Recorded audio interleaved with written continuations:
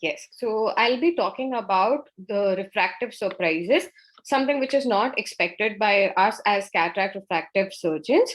What exactly is this refractive surprise? It is the failure to achieve the intended post-operative refractive target. Now, endpoints are different for different people. The guidelines given by NHS says that the endpoints usually should be within zero point 0.5 to 1 diopter of your intended target. These refractive surprises can occur due to multiple reasons. It could be because of any of the optical element of the eye, beginning from the tear film right up to the retina. It could be because of our measurement errors, because of the biometers and different equipments that we use to measure different parameters of the eye. Or it could be because of the confusion in view of plethora of instruments available and different formulas which one to use for which eyes. Let's ease this out with a couple of cases. So this is the first case where we can see that measurements taken of the eye 3 days apart for the same patient has shown almost similar axial length, but in keratometry, there is a difference of almost 3 diopters. Now, suppose we had planned this patient for a toric intraocular lens. The first measurements would have given us a toric model of SN689, and the second measurement would have given us a model of 85, which is drastically different and would have definitely landed us into refractive surprise. Why were these variations there? When we went back and checked, this was because it was a glaucoma patient, and prior to investigation, we had done Goldmann applanation tonometry. So this highlights that any disruption in the ocular surface, which disrupts the tear film, causes error in our measurement. So normally, a good tear film would reflect the optical rays back to the biometer and give us a regular surface, whereas in a bad tear film, it would give us a highly irregular or distorted reflected rays back, thereby distorting our measurement. So ocular surface and ensuring its uniformity prior to our measurement is very important in these cases. Moving on to the second refractive element, that is the cornea, where we can have either the ectasias or post keratoplasty or post refractive surgery patient. This part has been covered by Dr. Hema earlier, so I wouldn't go much into it. But the main key factors here would be choosing the right keratometry from the right topographer or the right zone of involvement, as well as the correct formula. Similarly, Dr. Pooja has covered upon post-refractive surgery IL power calculation. Here also, it is the choice of the formula and the keratometry measurement, which is the major cause of giving us the refractive surprises. The next refractive element, the lens, has been an important predictor of the effective lens position and is an important component of the newer fourth generation formulae. In addition to predicting this effective lens position, it also plays an important role in determining the optical and the visual axis. The role of this angle alpha in determining, in choosing your multifocal IOLs and ensuring its centration has been highlighted all throughout, but its role in monofocal, especially the aspheric monofocal, also couldn't be ignored. The aspheric lenses are designed in such a way that as you move from center to periphery, there is thinning and there is change in the dioptric power also, because of which a gross decentration, even in a monofocal IOL, would cause changes in quality of vision metrics. We would be seeing this in detail in our next talk. My next case is that of a silicone oil filled eye. So when the patient had presented to us, uh, when the patient had presented to us for cataract surgery, which was combined with silicone oil removal, we saw that the axial length was 28 millimeter. In contrast to the other eye, which showed 35 millimeter, there was a significant difference in the sizing. We went back to the history and checked that couple of years down the line, when the axial length measurement was taken, it was similar in both the eyes. Now, silicone oil in the eye wouldn't decrease the axial length. So there was something else which was going on.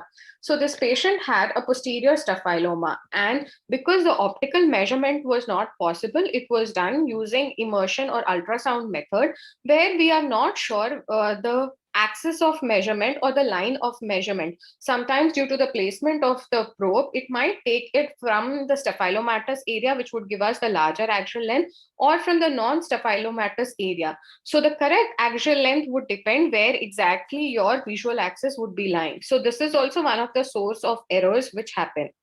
How to avoid these errors is to identify at-risk patient. Now, as per different guidelines, these at-risk patients are the ones which have shorter or larger axial length, and sometimes those cases where there is poor preoperative visual acuity, ocular comorbidities, or any prior surgery. Once we have identified these patients, it is necessary to apply the correct formula. These formulas have been evolving over different generations, and there are certain guidelines given for each segment of eye. So a good knowledge of when to apply what is also necessary. Now, giving this case example of a small eye, hyperopic eye, when we use Hoffer's-Q formula for the right eye, it shows an IOL power of around 62 diopters, but the same with Barrett formula shows IOL power of 67 diopters. So there's 5 diopters difference between the two IOL power. There have been multiple studies which said that Hoffer's-Q, Holiday, and Haig's formula have given good results in shorter eyes. But the newer formulas talk about Barrett Universal 2 as well as the Kane formula being better than these formulas. Now, which one exactly to go about? Again, it is your application to your patients and how the outcomes you have received so far.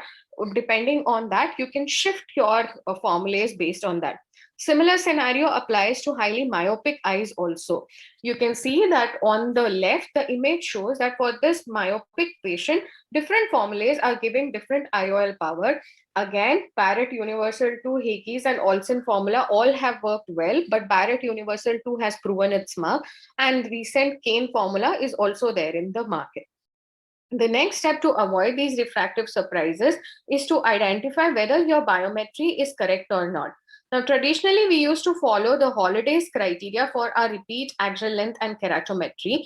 With the availability of optical biometers, the new guidelines have been released, which says that any axial length which is lesser than 21.3 millimeter or greater than 26.6 millimeter should be repeated. If the quality of the scan is not okay, if there's a difference of more than 0.33 millimeter between the two eyes, and when it doesn't correlate with the patient's refractive errors, that's when the axial length should be repeated. Similarly, for keratometry less than 41 diopters or more than 47 diopters, any cornea which has undergone prior treatment, when the difference is more than 0.9 diopter between the average corneal power, or when the astigmatism is more than 2.5 diopters, or for the smaller size eyeballs, where the white to white is less than 10.75 or greater than 13 millimeter, these are the cases where a keratometry measurement should be repeated. After calculating IOL powers, if the IOL power is greater than 3 diopters of what you have anticipated, or when the difference between the two eyes is more than a diopter, the entire procedure of measuring the axial length, keratometry, or recalculating should be done. These are the guidelines given for validation of IOL power calculation as at the website of drhill.com. So once we have done our planning in terms of measurement and calculation correctly, the other source of error is the clerical error. You always have to ensure that you have the right patient with the right eye and the correct IOL, because sometimes just the coordination between you and your assistant or just shifting the patient from here and there could also result in these errors. Well, once you have these refractive surprises, it is not something which is the end. You can still counsel the patient if it's a minimal refractive surprise and patient spectacle correction would suffice. Sometimes a secondary piggyback IOL, or if that is not available for the amount of refractive error, even a 3-piece IOL can be placed as a secondary piggyback IOL. If accurate biometric analysis and selection and calculation have been adequate, the techniques of cataract surgery have also resulted in refractive surprises. Like in the image here, you can see that the visco behind the IOL has caused its anterior movement. Such cases usually give you a myopic surprise. If an immediate post-op, a good visco wash would help. If it is due to late onset capsular bag distension, doing a YAG capsulotomy would also really sorry to interrupt, ma'am, but the time has run out. Just 30 more seconds, 30 please. seconds more. Yeah, would take care of your refractive error. Other options would be doing top-up PRK or LASIK, which is also known as bioptics. In amongst the all top-up procedure, the LASIK group has shown the best outcome in both monofocal as well as post-multifocal IOLs for the residual refractive error. Well, to summarize, I would say in order to reduce these refractive surprises, it is better to identify high risk cases and spend a good amount of chair time counseling these patients. Try to minimize instrumental errors by knowing about these instruments, their calibrations, and when to repeat your measurements. Stay updated about the recent formulas or what's happening new in terms of your variations or in terms of updated knowledge. Always double check all your measurements, your IOL power calculations, your patient, your IOL, and the eye. If at all you have refractive surprises, it is better to identify them early so that immediate correction could be done, and no need to worry, can be treated on time. Thank you, AIOS, for giving me this opportunity to talk on this IC.